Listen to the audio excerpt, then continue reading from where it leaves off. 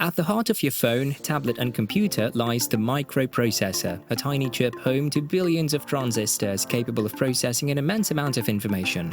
Without the microprocessor, modern technology could not exist, which is why this week we'll be looking at the company that started it all, Intel. Welcome to BossCube. Today in this video we'll delve into the story of Intel. After 2 years of restless labor at Bell Laboratories, these three men stood in awe of the transistor, their greatest invention. The man in the middle was William Shockley, an entrepreneurial fellow who realized what a fortune he could make from this new technology. In 1956, he moved to the West Coast, establishing the first silicon device company in what came to be known as Silicon Valley. He couldn't convince any of his former colleagues at Bell Labs to leave with him, and so he resorted to hiring fresh university graduates. In an ironic twist of fate, just 1 year later, 8 of his brightest employees got together and left the company in the same way that he left Bell Laboratories. Under the patronage of industrialist Sherman Fairchild, the traitorous 8, as they were called, founded Fairchild Semiconductor. Much to Shockley's dismay, Fairchild became one of the leaders in the industry while his venture failed. In 1959, one of the original traitorous 8, Robert Noyce, created the first integrated circuit. Like the transistor before, the integrated circuit was a technology with huge potential, and he knew that. In 1968, he left Fairchild to start his own company, and he was joined by his colleague and fellow traitor, Gordon Moore, who had famously postulated Moore's Law. To fund their venture, they went to Arthur Rock, the acclaimed investor who had arranged their original deal with Sherman Fairchild a decade earlier. With $3 million of initial capital and the creative portmanteau of integrated electronics, Noyce and Moore founded Intel on July 18, 1968. Behind their venture was the ambitious plan to build large-scale integrated semiconductor memories.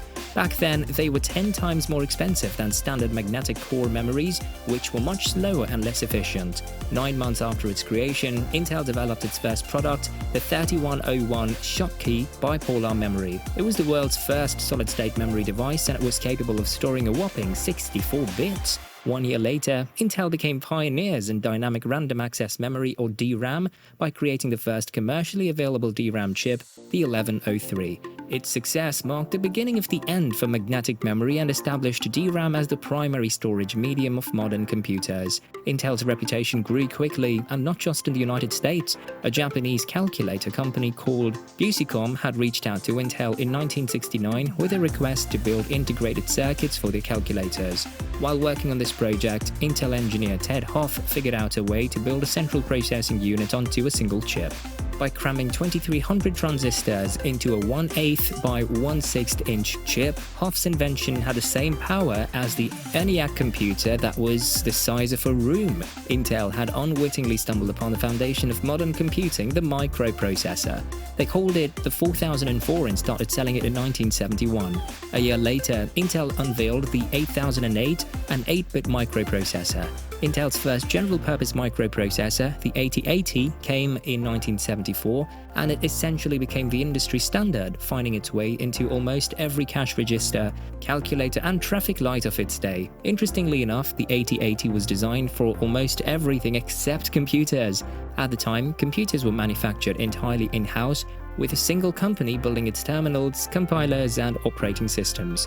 The 8080, however, became so popular that the manufacturers, starting with Hewlett-Packard, eventually began designing their systems around it. In 1978, Intel released the 8086, a 16-bit processor that would eventually become Intel's saving grace. Up until that point, Intel's revenues were coming almost entirely from their DRAM division, but Japan's rising semiconductor industry was quickly eating away at their profits. Intel's only way forward was microprocessors, and they went all in by partnering up with IBM. We've already covered IBM in a previous video, but just to recap, in the early 1980s, IBM was struggling to catch up with the rise of the personal computer.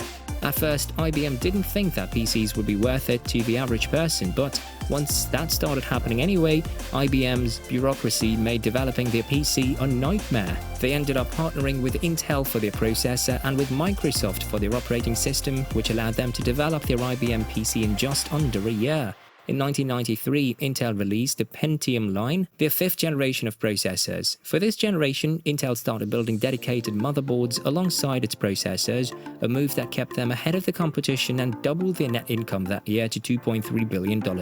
Throughout the 90s, Intel continued to develop more powerful processors, more or less by Moore's law. In 1998, Intel branched out into value PC market by releasing the cheap, low-performance Celeron line.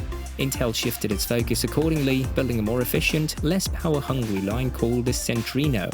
Released in 2003, the Centrino wasn't a processor but a fully functional platform, complete with a chipset and a wireless network. It worked extremely well on portable computers just around the time when laptops were finally starting to take off, lifting Intel back to the top of the industry. In line with their new philosophy, Intel began developing multi-core processors, releasing the first dual-core in 2005. In general, the past few generations have been split into three main categories based on processing power: i3, i5 and i7. Up until last year, Intel was operating on a tick-tock model where they either shrink the size of the current microarchitecture to make it more efficient or release an entirely new one every 18 months. Similar accusations have sprung up in the US, Japan and South Korea. Despite the lawsuits, Intel's business has been going great, and they've been able to branch out into various other tech markets, usually through acquisitions. Among other things, they're working on solid-state drives, machine learning and autonomous vehicles. Some of these projects are more successful than others, but it's unlikely that they'll be replacing Intel's main microprocessor business anytime soon. If you found this video informative, don't forget to give it a thumbs up and leave a comment sharing your thoughts and insights. And if you haven't already, we invite you to subscribe to our channel for more engaging content like this. Thanks for watching and we'll see you in the following video.